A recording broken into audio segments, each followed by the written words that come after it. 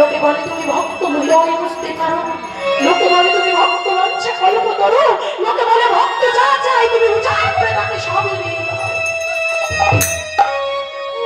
তবে দাও দাও প্রভু, ওই মা লক্ষ্মীকে তুমি আমায় দিয়ে দাও। ভগবান ভক্তির জালে বাধা পড়ে গেছে, আমি কিচ্ছু করার নেই। না হলে যে লোকে আমাকে আরো ভগবান বলবে না, লোকে যে আমাকে আরো ভালোবাসবে না। লক্ষ্মী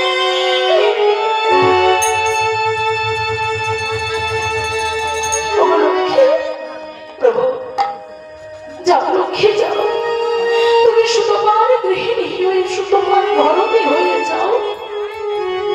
লক্ষ্মী বলছে প্রভু হ্যাঁ লক্ষ্মী যাও যাও, সুতোপা যে অনেক ধ্যান তপস্যা করে তোমায় আমার কাছ থেকে হরণ করে নিতে চাইছে।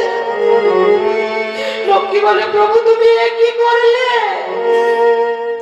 ভক্ত তোমায় চাইল বলে তুমি আমাকে তার মাঝে মিলিয়ে দিলে।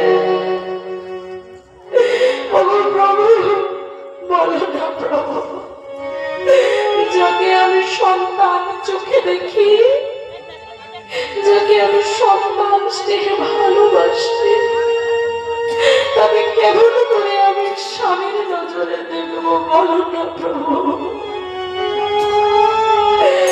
ভগবান বলছে লক্ষ্মী তুমি কি চাও না আমি ভক্ত সমাজে ভগবান হয়ে থাকি?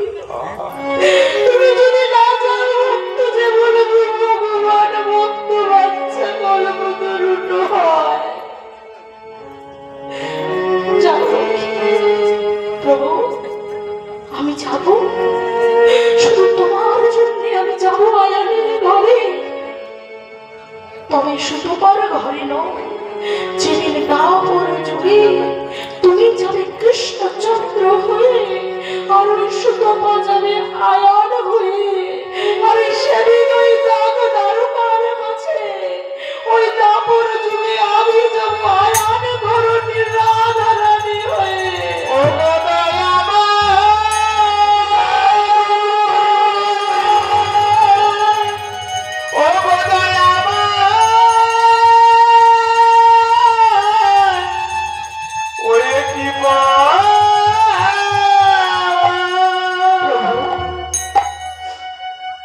তুমি যত সময় না আমার কাছে যাও, আমি রাধা হয়ে জন্ম নেব, কিন্তু তত সময় আমি নয়ন মেলে তাকাবো না।